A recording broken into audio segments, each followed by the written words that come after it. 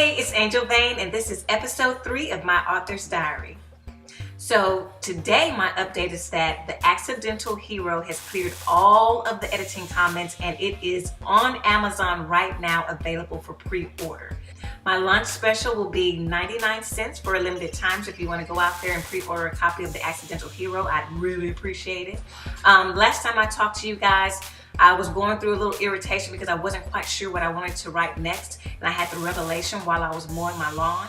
Well, so much for those revelations, because this past week, as I was thinking through the concepts of the story that I was preparing to write for Bojan Ali, who is the male love interest from my novella, The Hidden Threat, I was preparing a whole novel around him and what happened to him after the hidden threat and the timeline of his life, and the love story of Julian Montgomery, the ex-Navy SEAL badass guy who is the star of The Accidental Hero, and his love interest, Mina Nix, the sexy art conservator, jumped back in my head.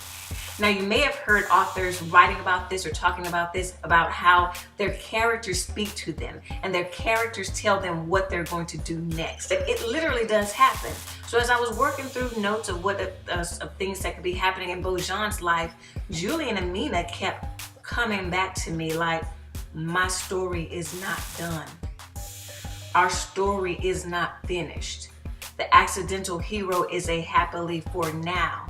It isn't our happily ever after. There's more that we want to show to the world in a novel. And so I was like, wait, what? Why am I getting ideas for Julian and Mina and for their story to continue? So instead of fighting it and saying no, I had already decided I'm moving on to Bojan. I'm gonna write his story. I don't care about you, Julian and Minnie anymore. I have finished, y'all. I'm not coming back to you. I said, well, let me see. Let me allow myself the thinking time. And again, I'm not one of those that has a whole bunch of ideas kind of, floating around in my head. But I just had this nickling at me like, Julian and Mina's story is not over. So I allowed myself time this week on my drive into work to really just let my mind go blank and figure out, okay, well, what are y'all doing right now? What's going on in your lives?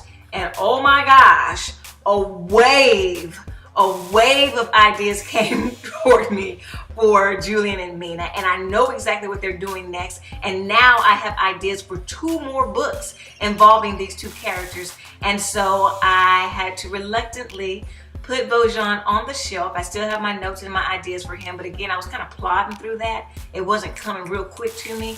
But the stuff with Julian and Mina, it was like a flood. There's like a flood of ideas coming for me.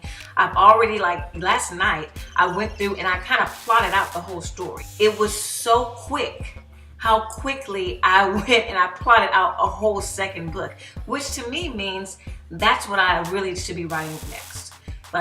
When there's no uncertainty, when the ideas are just flowing. And I remember I read Shonda Rhimes' The Year of Yes, and she was talking about how when she gets in that zone and everything is just clicking, and she's clicking down the track of writing and writing and writing. And that's how I felt last night when I was plotting out that story. The story just kept coming. And then I worked on who all needs to be in the story from The Accidental Hero, who wasn't going to be in the story from The Accidental Hero, who were the new characters that I needed, what were the settings going to be. All of that just started to fall into place, and I feel really excited about that being my next step, my next writing project. So I'm excited to tell that story. I'm excited for Julian and Mina to have a continuation. They will ultimately get their true happily ever after, but they do have to defeat a villain that is going to be a consistent villain for them throughout the 3-book series. So I won't tell you who that villain is, because then that would be a spoiler alert for The Accidental Hero, and I'm not trying to spoil my book before it even comes out. But just really excited about knowing what I'm going to tackle next.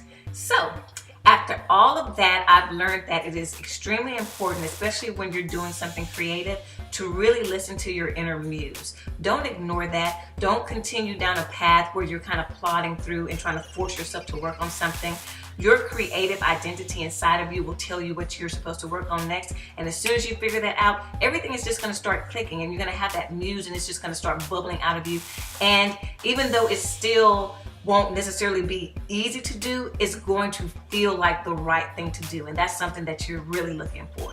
And that concludes episode 3 of my author's diary. If you want to keep up with me and my stories and all the ups and downs I go through as I try to write and publish new books, click the subscribe button so you won't miss when I'm doing a video, and I will see you next time.